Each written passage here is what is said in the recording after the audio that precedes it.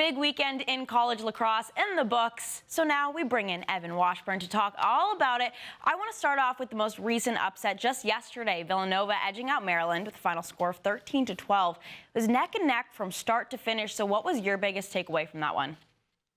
Well, obviously, these midweek games, if you will, can be a challenge for teams. And I think that the biggest thing is that Villanova is a team that really can do a lot of damage early in the season because of the way they play offense. And that goes even against a talented team like Maryland. And defensively, I still think they have some work to do on that end. We know what they can bring offensively with their trio at attack and how much experience they have at that end. But Connor Kirsch is a name that I think lacrosse fans, especially in the Big East, know, but I think across the country, nationally, they're going to get a better sense of here because he's an All-American caliber player. So I think Villanova will do things like this. We've seen them do it against teams like Yale in the past, early in the season, and they can be a nightmare in the month of February.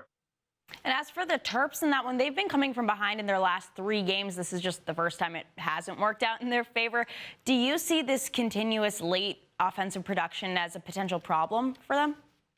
Well, I think they're continuing to not necessarily search for an identity, but find the ways to attack late in games. And it's almost a product of the fact that they have a number of guys that they can go to in those moments. I think Bernhardt at the end of the day is probably the one they want to have with the ball, or at least be their primary initiator. We saw what Logan Wisnauskas could do against Richmond in that close game, to your point.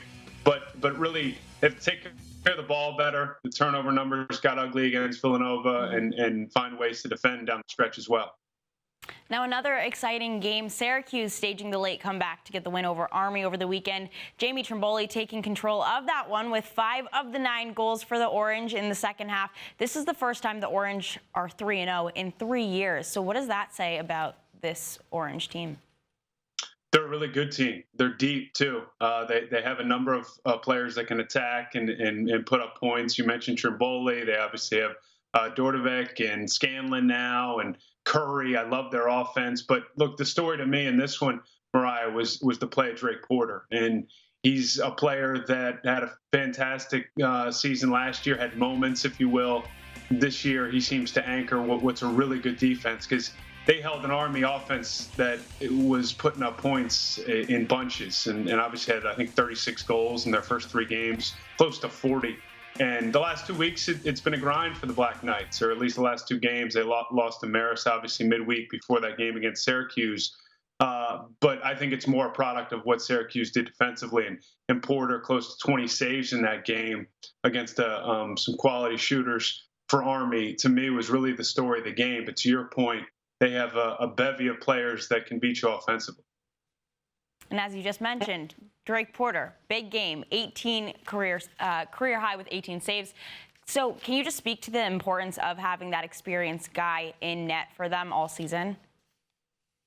Absolutely. I think the biggest factor is they're going to see so many complex offenses over the course of the season in the ACC, and even in this early portion of the schedule with a team like Army. And as I mentioned, you look at that group, and they putting up close to 40 goals in their first 3 games. They hit that roadblock against Marist, but it's still a game going in where you know you're going to have to see probably a high volume of shots and some optimal angle shots, and they got that. And they have a player in Brendan Nickturn that's a great distributor of the ball and can attack on his own. And from what I saw in that game, Drake Porter put that team on his back in moments where you saw Army doing things that they'd done the first 3 games to go on runs, and he kind of stalled them. And I think that rattled at times an Army offense that was used to seeing success. So having that backbone back there along with some really talented defenders is a good thing for the Orange. Because, look, they're not going to want to have to win many games just putting up 9 goals. Mm-hmm.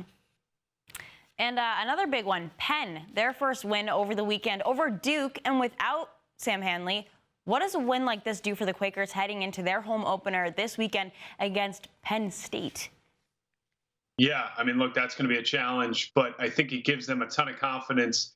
Not that maybe they needed it, because as much as us from the outside probably looked at that Hanley injury and go, wow, they're in trouble. Mm-hmm. They looked at it and said, we have enough here to kind of hold water as long as he's going to be out. And we still don't know what the timetable on that injury is. But they proved that they could beat a team in Duke that, let's be honest, at least at this point in the year, just it probably isn't a top 10 team. And they're so young defensively that I think they're a group that's going to be much better come April and May, as they often are.